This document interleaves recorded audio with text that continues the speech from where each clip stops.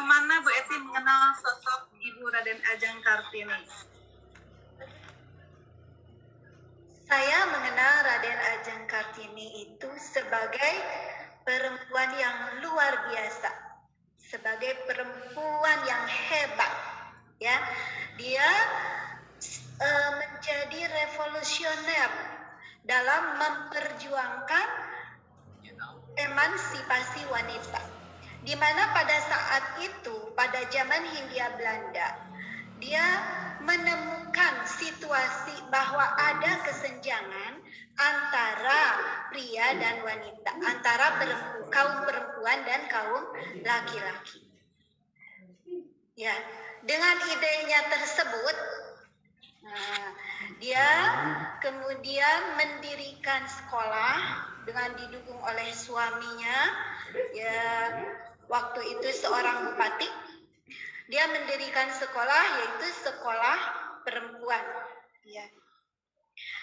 Kartini kecil yang pada waktu itu hanya diizinkan sekolah sampai usia 12 tahun, ya, di sekolah yang bernama ILS, Europe Leisure School, ya. Setelah keluar dari sekolahnya, setelah tidak bersekolah lagi, dia rajin menulis, ya, karena hobinya memang membaca dan menulis. Dia menulis surat-surat kepada kawan-kawannya yang berada di Belanda, ya, salah satunya yang bernama Abendanon. Abendanon itu sangat perhatian dan sangat mendukung ide-ide yang dimunculkan oleh Kartini. Kartini juga menulis artikel-artikel, ya. Kemudian artikel-artikel itu pun banyak dimuat, diantaranya di De Hollandse Lelie. Nah, di sana artikel-artikel Kartini dimuat, ya. Kartini tadi sebagaimana yang sudah diketahui menikah dengan Bupati Rembang yang bernama Adipati Aryo Singgi Joyo Adiningrat, ya. Suami Kartini sangat mendukung, sangat mengerti akan keinginan istrinya, sangat tahu akan ide-ide brilian istrinya, maka dia pun berhasil membersamai istrinya mendirikan sekolah perempuan, ya. Sayangnya, ya sudah waktunya pada usia 25 tahun, yaitu tahun 1904, Kartini dimakamkan karena beliau wafat, ya. Dimakamkannya di mana? Di Desa Bulu, Kecamatan Bulu, Kabupaten Rembang, sebagaimana tempat beliau dilahirkan. Cita-cita mulia beliau dituangkan dalam surat-surat yang tadi sudah disebutkan kepada para kenalannya dan para sahabatnya yang berada di luar negeri, yaitu di Belanda. Kemudian setelah Kartini meninggal tahun 1904, pada tahun 1911 Abendanon berhasil menerbitkan surat-surat itu menjadi sebuah buku yang berjudul Dur Duisternis tot Leeg, ya. Buku tersebut diterbitkan di Belanda dengan menggunakan bahasa Belanda. Jauh setelah itu, pada tahun 1922, barulah seorang sastrawan Indonesia yang bernama Armin Pane berhasil menerjemahkan buku tersebut ke dalam bahasa Indonesia dan diberi judul Habis Gelap Terbitlah Terang. Itu saja. Luar biasa. Ternyata Kartini yang luar biasa. Ibu Raden Ajeng Kartini, ya, luar biasa, daya ingatnya panjang sekali sehingga Bu Eti mampu memaparkan secara panjang lebar. Dan menurut Bu Eti, apa kontribusi nyata dari kaum hawa Indonesia sebagai Kartini masa kini? kira-kira? Kontribusi perempuan-perempuan Indonesia yang kita sebut sebagai Kartini masa kini sangat luar biasa. Alhamdulillah, sangat luar biasa.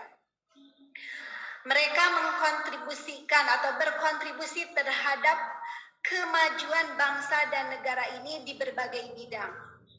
Ya, dari mulai pendidikan, ekonomi, kesehatan, kemudian bahkan sampai ke ranah politik, ya.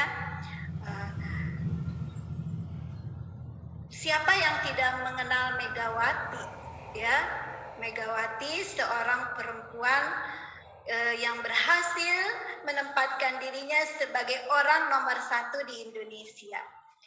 Dia menjabat menjadi presiden pada tahun 2001 sampai 2004. Sungguh luar biasa. Selain Ibu Megawati yang berkiprah di bidang politik, yang berhasil memimpin negara ini, sebagaimana yang diungkapkan oleh Queen Erni tadi, banyak perempuan-perempuan masa kini yang hebat-hebat hingga penilaian dunia itu bagus terhadap mereka, ya, termasuk orang-orang yang berpengaruh di dunia. Tadi sudah disebutkan yang dari Tasikmalaya ada Nike Widiawati, ya. Dia berhasil meraih karir yang bagus dan memajukan Pertamina. Nike Widiawati itu berasal dari dari Tasikmalaya, ya, dari Tasikmalaya. Kemudian kita sebut juga ada Sri Mulyani. Siapa tak kenal Sri Mulyani? Dia seorang Menteri Keuangan yang dengan gagasannya berhasil meraih keuntungan atau bagaimana ya, memajukan perpajakan Indonesia dengan e-filing yang kita sering isi itu, ya, setiap tahun kita mengisi e-filing. Nah, itu gagasannya Ibu Sri Mulyani. Berikutnya kita juga mengenal Susi Pujiastuti. Ya, sosok seorang Susi Pujiastuti bisa dibayangkan, ya. Nah, seperti itu, dia seorang Menteri Perikanan dan Kelautan, di mana katanya ketika ada perahu atau kapal luar negeri yang melanggar, dia tidak segan-segan untuk memberi semacam hukuman lah, ditenggelamkan. Nah, itulah Ibu Susi, ya. Keberaniannya telah menjadikan dirinya menjadi Menteri Perikanan dan Kelautan. Di samping itu juga dia dikenal dunia sebagai pebisnis yang sukses dengan banyak sekali pesawat yang dimilikinya, ya, Susi Air yang mengantarkan udang-udang yang berkualitas baik itu diekspor ke luar negeri. Itulah Ibu Susi, ya, di mana sebelumnya dia berkiprah hanya sebagai pengepul, ya, tetapi dengan kegigihannya dan nasibnya juga, mungkin ide-idenya juga yang cemerlang menjadikannya dia sukses, ya, menjadi menteri di kabinet di kabinet kerja, ya, kabinet kerja pada tahun 2014 hingga tahun 2019. Dia juga mendirikan PT ASI Pujiastuti Marine Product dengan produk unggulan lobster atau udang-udang tersebut, ya, dan berkembang hingga saat ini. Itulah Ibu Susi. Ada lagi perempuan yang disebut-sebut sebagai perempuan paling berpengaruh di dunia pada tahun 2020, perempuan Indonesia, yaitu Karin Agustiawan. Karin Agustiawan itu perempuan kelahiran Bandung, yang merupakan wanita pertama yang memimpin Pertamina. Ya, nah itu saja mungkin